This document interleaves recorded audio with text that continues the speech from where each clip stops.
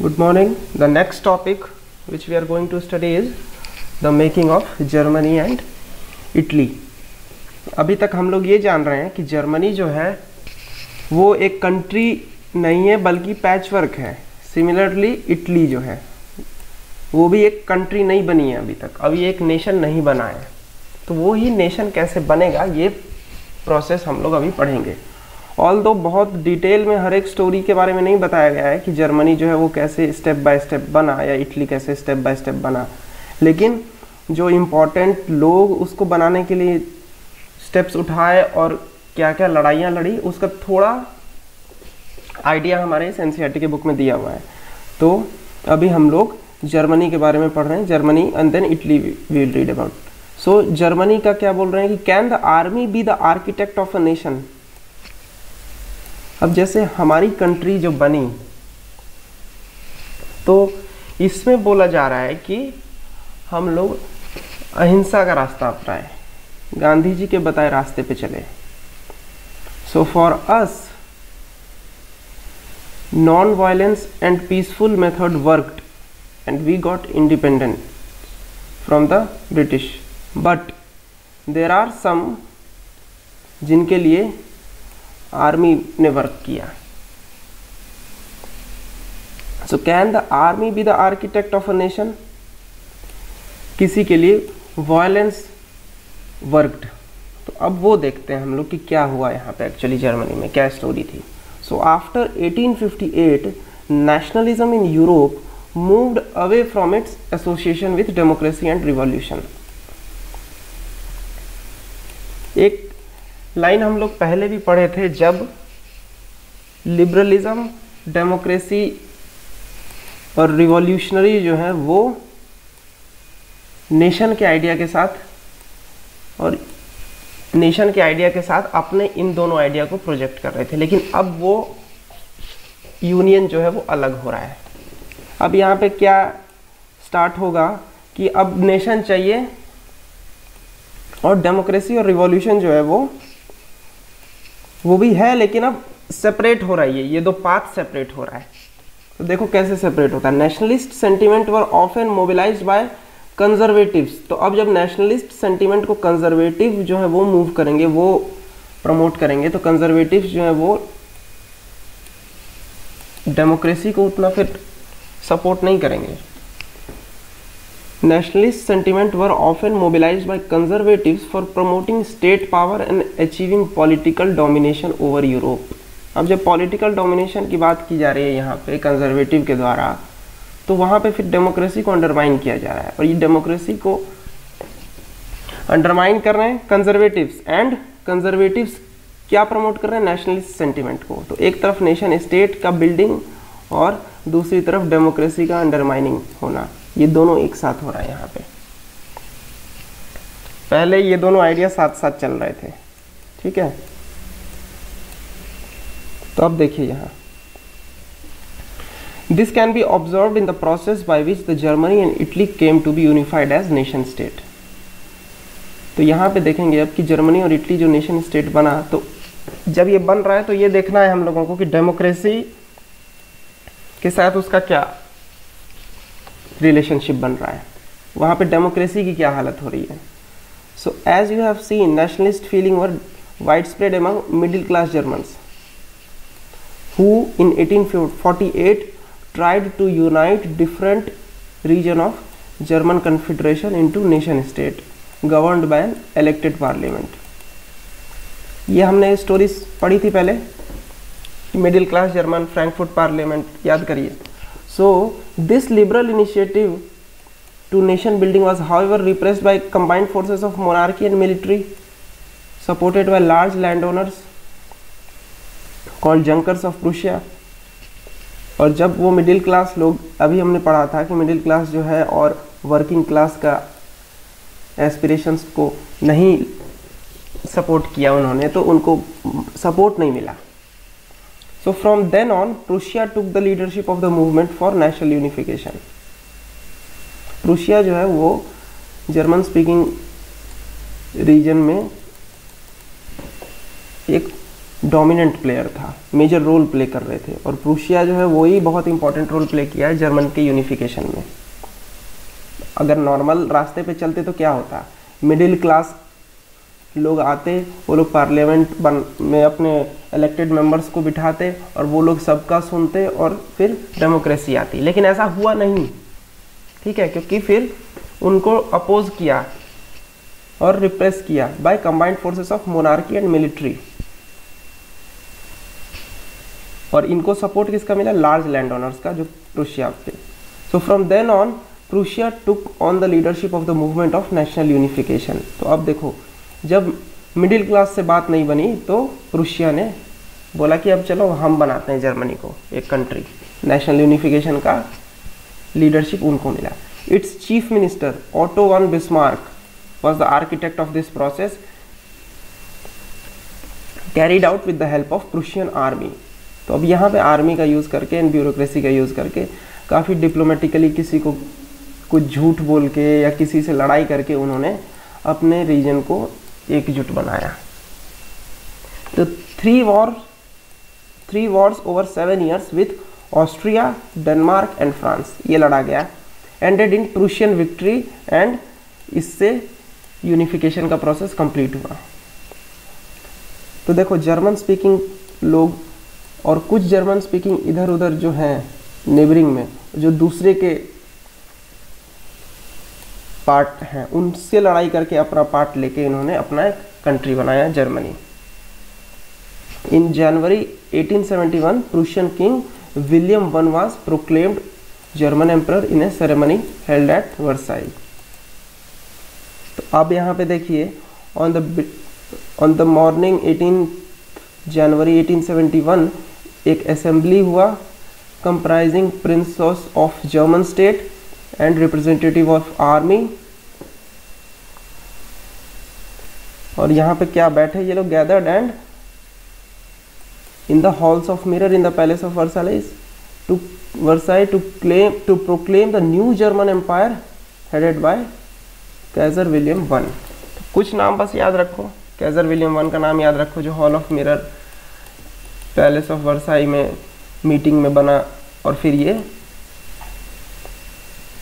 The nation building process in Germany had demonstrated the dominance of Prussian state.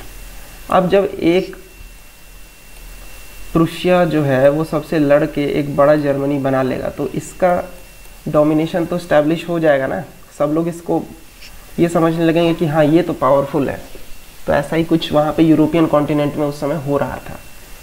The nation building process in Germany had demonstrated the dominance of Prussian state power and the new state placed a strong emphasis on modernizing currency, banking, legal, judicial system in Germany. And Prussian measures and practices often become the model for rest of the Germany. तो ये map है, map में Prussia यहाँ पे है, ठीक है। अब ये जो पूरा आउटलाइन है ये जर्मनी बन गया है, ये देखो यहाँ पे, यहाँ से पहले तो ये बस ये ब्लू वाला था, ईस्ट प्रूशिया, वेस्ट प्रूशिया, तो ये था पहले। अब इन्होंने श्लेस्विग एंड होल्स्टीन ये दो कहाँ से लड़के लिया, कॉन्कर्ड बाय प्रूशिया इन ऑस्ट्रो प्रूशिया वॉर, ठीक है। उसके बाद ये पिंक कलर जो है ये क्या बोल रहा है, south German state joining with Prussia to form German empire. तो पहले प्रूशिया में जर्मन स्पीकिंग है, इधर भी जर्मन स्पीकिंग थे, यहाँ भी जर्मन स्पीकिंग है। तो अब ये लोग प्रूशिया से हाथ में लगे, ठीक है अब हम कंट्री बनाएंगे। Austrian territory excluded from confederation, अब ये नहीं है वहाँ पे ऑस्ट्रिया का पार्ट जर्मनी में। तो ये मैप को एक बार ध्यान से पढ़ लीजिए। यहाँ पे देखो, अब ये ब्लू पार्ट जो है won by Prussia in Franco Prussian war. तो अब ये पार्ट जो है ये फ्रांस से लड़ाई करके जीता। तो देखो यहाँ पे इस कंट्री के बनने में वॉर का कितना योगदान है, आर्मी का कितना योगदान है, प्रूशियन आर्मी का कितना योगदान है। तो ऊपर वाला भी लड़ाई किया इन्होंने ऑस्ट्रो प्रूशिया वॉर में, ईस्ट में, ये वेस्ट में इन्होंने फ्रांस के साथ लड़ाई की और ये ग्रीन जो है ये join with Prussia to form German confederation. तो कुछ ऐसे, तो ये मैप बस ध्यान में रखो कि प्रूशिया जो था वो पूरा जर्मनी नहीं था, लेकिन यस डोमिनेंट पार्ट था, और इनके कारण और बिस्मार्क के कारण यूनिफिकेशन पॉसिबल होगा with the help of army. पूरी स्टोरी नहीं लिखी गई है, बिस्मार्क ने काफ़ी डिप्लोमेटिकली भी कुछ चालें चली थी दूसरे कंट्री के दूसरे राजाओं को बोल के कि तुम मेरे साथ इस लड़ाई में पार्ट सपोर्ट करो तो मैं तुमको वो पार्ट दे दूंगा, ये पार्ट खुद रखूंगा, ऐसे करके भी लड़ाई हुई है। किसी से कुछ सीक्रेट लेटर्स को लीक करके दूसरों को अपने दुश्मन के खिलाफ करना, ये सब चालें चली हैं बिस्मार्क ने भी। तो लेकिन अब देश को यूनाइट करने के लिए तो कुछ स्टेप्स तो लेना पड़ता है। तो एक किसी लेक्चर में आपको डिटेल स्टोरी बताई जाएगी इसकी, लेकिन अभी फ़िलहाल के लिए जो अपने बुक में सिलेबस में दिया हुआ है उस स्टोरी को बस याद रखो। अब आ जाते हैं इटली के यूनिफिकेशन पे। Like Germany, Italy too had a long history of political fragmentation. अभी हमने पहले भी पढ़ा इस चैप्टर में कि इटली जो है वो पैचवर्क में है, ठीक है। इटली का मैप एक बार देख लेते हैं। यहाँ पे देखो, kingdom of both Sicilies, PayPal state, Tuscany, Lombardy, Venetia, Savoy, Sardinia. तो देखो कैसे बटा हुआ है इटली, एक पूरा यूनिट नहीं है। तो अब इसको भी यूनाइट करना है, तो अभी इसमें भी कोई एक इम्पॉर्टेंट रोल प्ले करेगा, कुछ लड़ाई होगी, तो वो देखते हैं अभी। Like Germany, Italy too had a long history of political fragmentation. Italians were scattered over several dynastic state.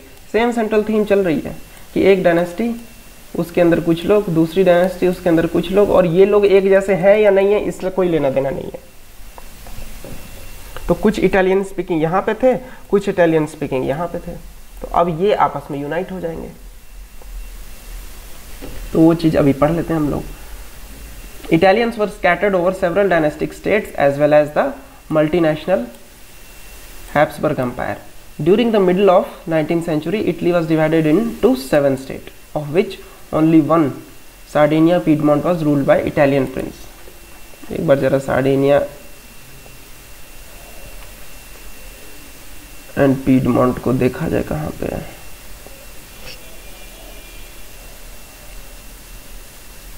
आपको एक मैप में दिखा देते हैं।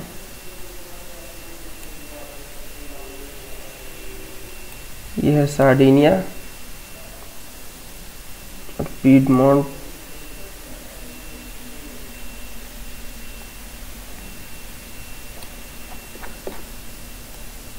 तो उसमें क्या था कि सार्डिनिया और पीडमोंट वही दो ऐसे थे जहां पे इटालियन स्पीकिंग राजा रूल कर रहे थे, ठीक है। The north was under Austrian Habsburg, the center was ruled by Pope, and the southern region was under the domination of Bourbon King of Spain. तो देखो अब एक इटालियन स्पीकिंग जनता है और उसमें बस थोड़े से पार्ट पे इटालियन लोग अपना रूल कर रहे हैं, बाकी में बर्बन और बाकी लोग रूल कर रहे हैं। So even the Italian language had not acquired one common form and still had many regional and local variation. अब एक तो ये बात है कि भाई इटालियन स्पीकिंग है, लेकिन अब इटालियन लैंग्वेज भी अलग अलग रीजनल वेरिएशन में हो रही है बातें। तो एक तो लैंग्वेज भी उतनी यूनिटी नहीं है अभी, तो एक तो डिफरेंट लोगों के अंदर है, प्लस लैंग्वेज भी उनका अभी एक कॉमन नहीं बन पाया है, और इसके बाद अब एक कंट्री बनानी है। तो देखो कितना ज़्यादा चैलेंज है अब इसमें। During the 1830s Mazzini had sought to put together a coherent program for unitary Italian Republic. तो सबसे पहले ये मैज़िनी ने एक प्रोग्राम बनाया। He had also formed a secret society called Young Italy for dissemination of his goal.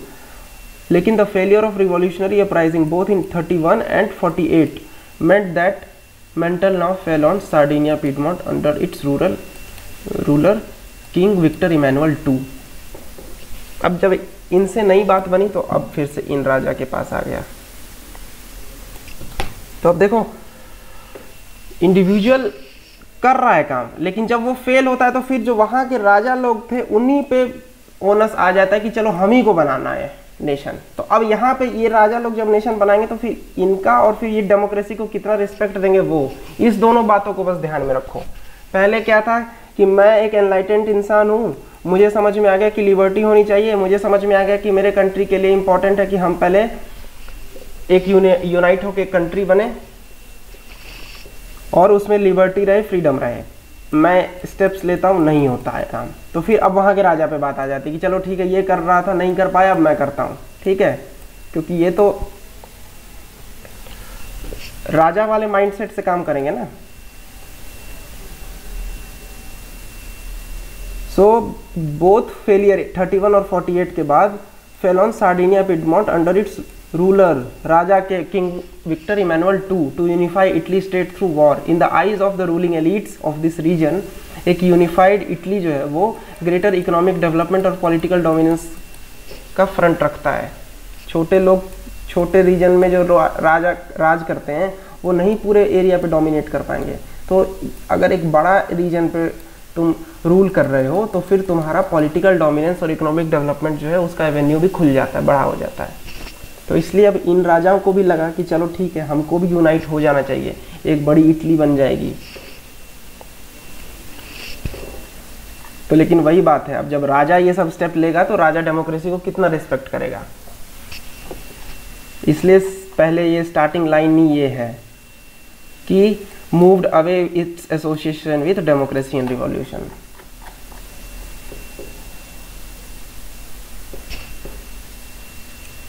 तो अब आते हैं कि चीफ मिनिस्टर कैवर जो है who led the movement to unify the region of Italy was neither a revolutionary nor a democrat. अब ये देखो जो स्टार्ट करेगी यूनिफिकेशन ऑफ इटली वो जब खुद ही डेमोक्रेसी के खिलाफ है। So like many other wealthy and educated member of Italian elite, he spoke French much better than he did Italian. Through a tactful diplomatic alliance with France engineered by Cavour, Sardinia and Piedmont succeeded in defeating the Austrian force. अब यहाँ भी लड़ाई हुई, tactful diplomatic alliance से defeat किया।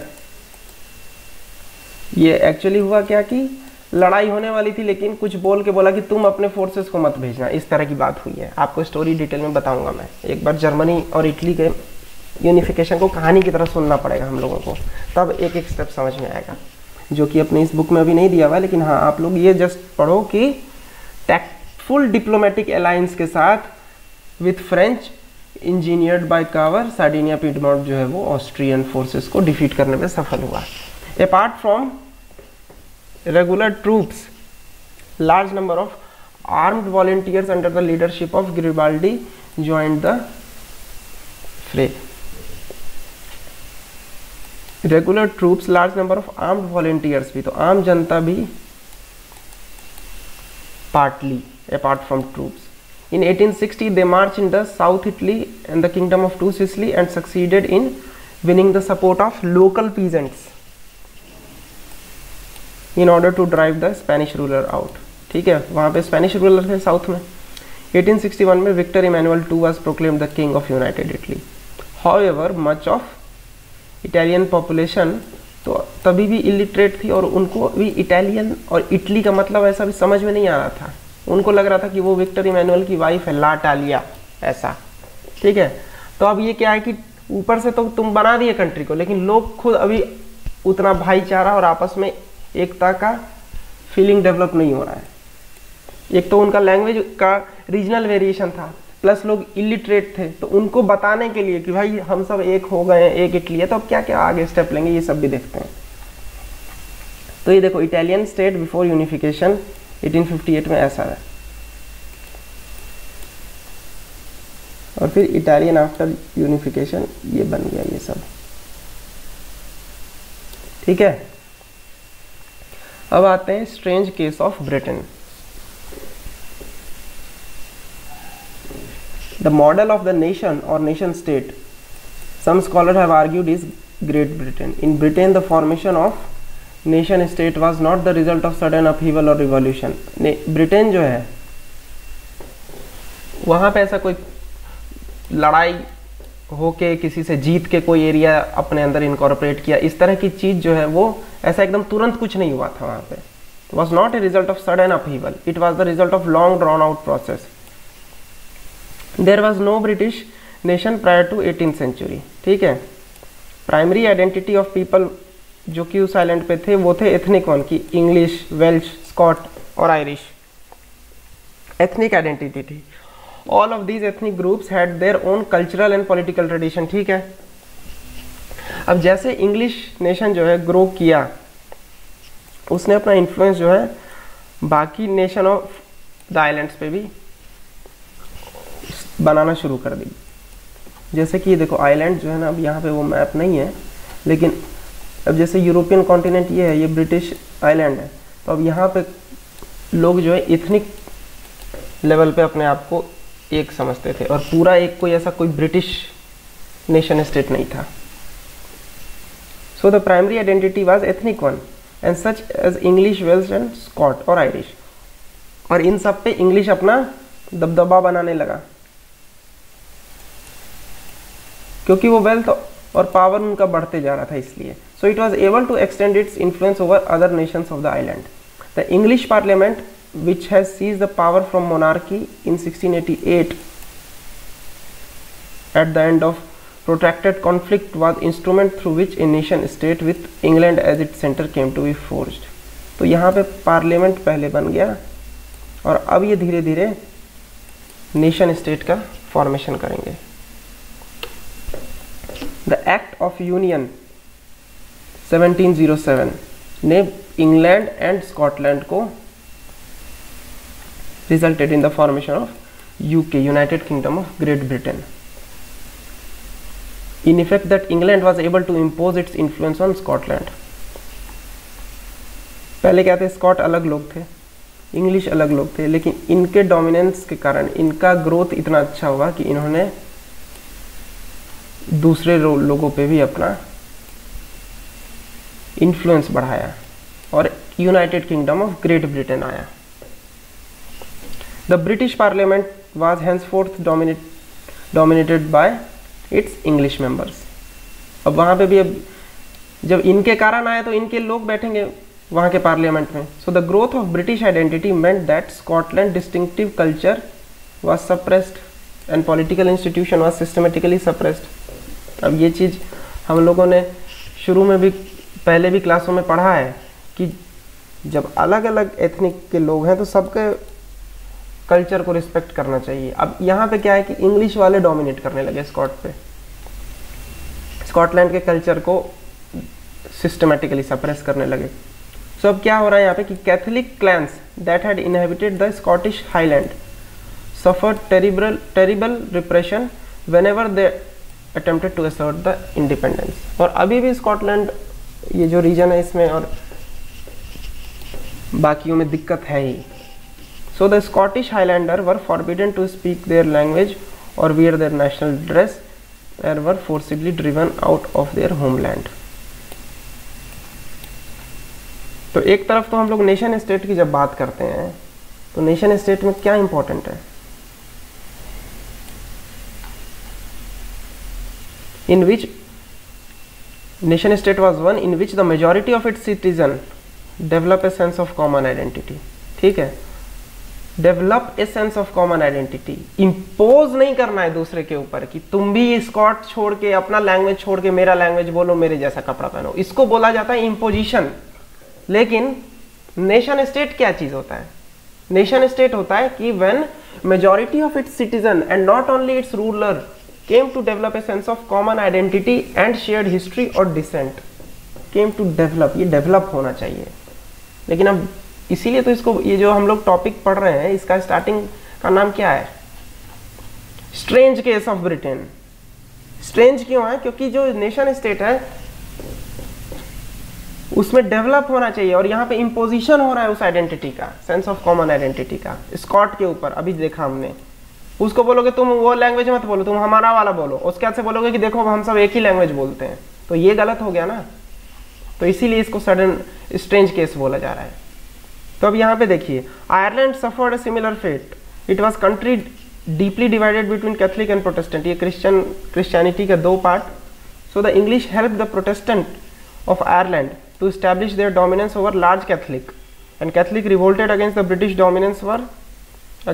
Dominance were suppressed. Catholics को दबाया गया. Then after a failed revolt led by Wolfe in his united Irishman, Ireland was forcibly incorporated into United Kingdom. तो अब हुआ क्या कि आयरलैंड में प्रोटेस्टेंट को सपोर्ट करके कैथलिक, और फिर जब कैथलिक रिवोल्ट किए तो इनको सप्रेस करके इसको अपने में मिलाया गया. तो a new British nation was forced through the propagation of dominant English culture. अब यहाँ पे क्या है, कल्चर को प्रोपोगेशन हो रहा है.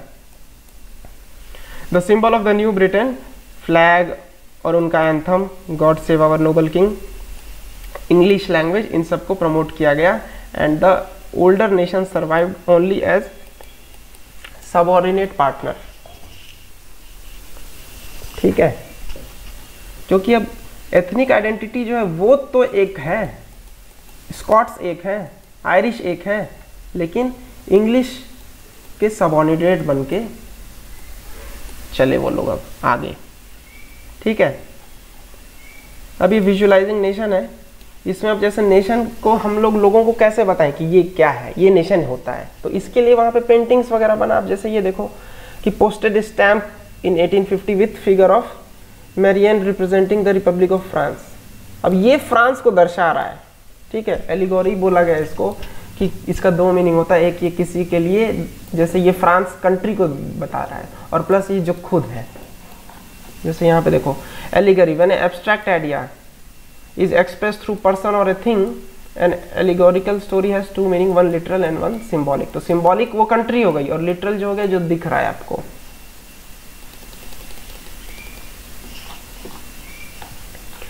तो ये पार्ट हम लोग अभी पढ़ेंगे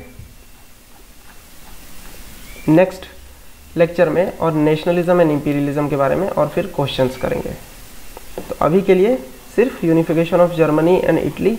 अब यहाँ तक मैंने पढ़ा दिया है. अब आप लोगों को एक बार रिवाइज करना है चीज़ों को, और इस चैप्टर के टेस्ट के लिए प्रिपेयर कर रहना है. उसका मैसेज जाएगा आपको. तो फिलहाल आप यहाँ तक clearly page line by line, page bye page पढ़ें, और कुछ डाउट्स हो तो वो भी हमारे ग्रुप पे आप पूछ सकते हो.